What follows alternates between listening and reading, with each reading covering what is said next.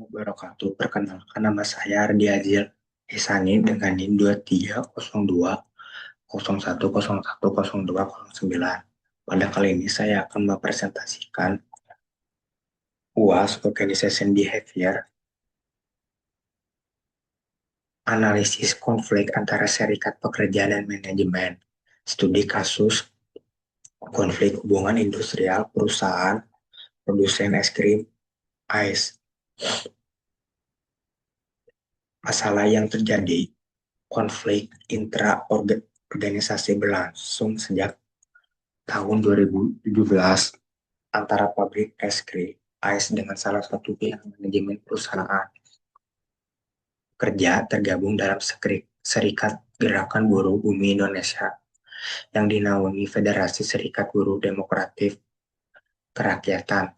Inti persoalan yang saya temukan bahwa ketimpangan antara beban kerja dengan hak dan kesejahteraan yang diterima pekerjaan.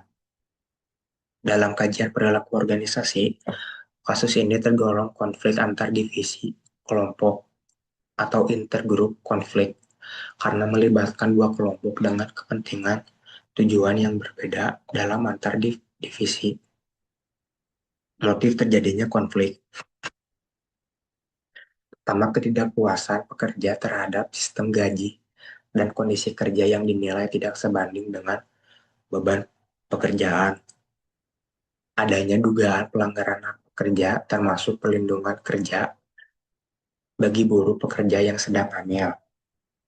Menurut saya, motif dasar konflik ini berkaitan dengan hak keadilan distributif, yaitu pekerja memiliki pandangan bahwa hasil dari pekerjaan yang diterima tidak sebanding dengan kontribusi yang diberikan. Komunikasi dua arah antara serikat pekerja dengan manajemen kurang berjalan dengan baik, yang membuat pendapat pekerja tidak disalurkan dengan baik. Pelaku dalam konflik. Pihak pertama, kelompok pekerja pabrik yang tergabung dalam SGBI di bawah naungan FSEDAR. Pihak kedua, manajemen PT XYZ selaku pengelola operasional perusahaan. Saya melihat kedua pelaku ini saling bergantung, sehingga ketika salah satu pihak merasa dirugikan, konflik cenderung merembet luas dan melibatkan pihak luar seperti media massa dan lembaga bantuan hukum.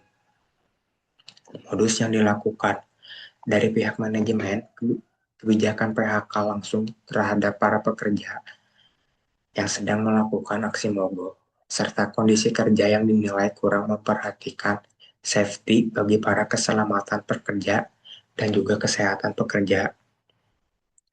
Dari sisi pekerja, aksi demo mogok kerja sebagai tanggapan dari tindakan manajemen, ditambah kampanye di media massa memaksa perusahaan untuk memenuhi tuntutan para pekerja.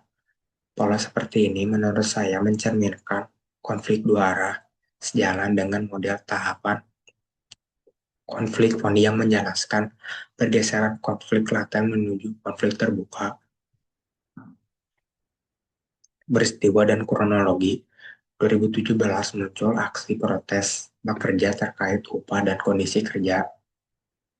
2017 sampai 2020, sejumlah pemberitaan dari media terkait dugaan mengeksploitasi pekerja mencuat ke publik. Aksi mogok yang terjadi salah satunya dipicu banyaknya pekerja perempuan yang keguguran saat hamil. 2020, manajemen menjatuhkan PHK terhadap sejumlah pekerja yang ikut sedang melakukan aksi mogok kerja. 2021, konflik hubungan industrial terus berlanjut dan menjadi bahan kajian dari berbagai pandang keilmuan.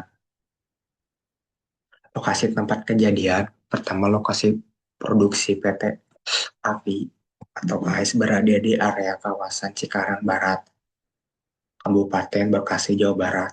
Di lokasi itulah konflik dimulai antara pekerja yang tergabung dengan SGBBI bertikai dengan pihak manajemen.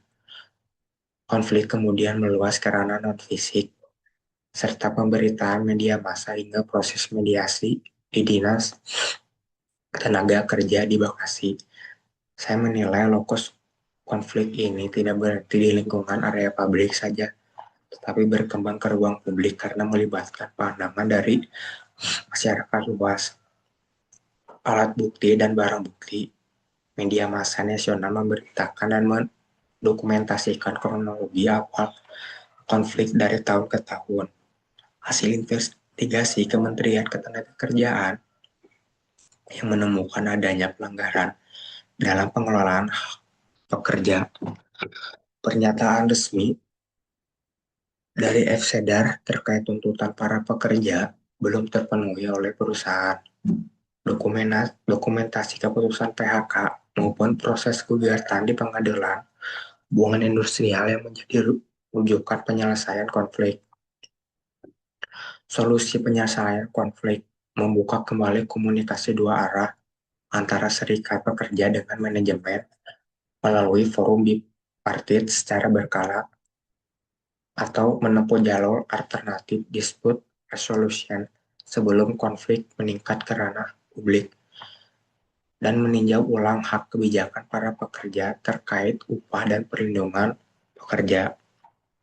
Juga menatap ulang prosedur penanganan aksi protes pekerja agar tidak langsung berujung pada PHK. Saya berpendapat pendekatan paling sesuai dari kompromi bergerak menuju kolaborasi seperti yang dicetuskan Thomas Gilman karena solusi kolaboratif lebih berkelanjutan dibanding kompromi yang cenderung meninggalkan ketidakpuasan bagi salah satu pihak dan konflik terhadap organisasi. Menurunnya citra perusahaan di mata publik akibat pemberitaan negatif dari media massa dan gerakan boikot produk oleh masyarakat. Juga terganggunya produktivitas kerja akibat dari aksi mogok dan ketegangan hubungan industrial yang berkelanjutan. Juga meningkatnya beban organisasi baik dari sisi proses hukum maupun yang perlu dipulihkan. Konflik yang tidak terselesaikan dengan tuntas mengakibatkan hubungan antara pekerja dengan manajemen kurang percaya satu sama lain dalam jangka panjang. Rekomendasi manajemen konflik ke depan membangun saluran pengaduan pekerja yang independen agar keluhan dapat diatasi sejak dini sebelum membesar. Juga melibatkan pihak serikat pekerja dalam proses pengambilan keputusan yang berkaitan dengan kesejahteraan pekerja. Melakukan pelatihan manajemen konflik bagi supervisor dan manajer agar mampu menangani konflik di lapangan secara matang tanpa melakukan tindakan gegabah seperti PHK massal. Menyusun kebijakan yang transparan terkait hak-hak bagi para pekerja, khusus kelompok rentan seperti pekerja perempuan, hamil dan menyusui.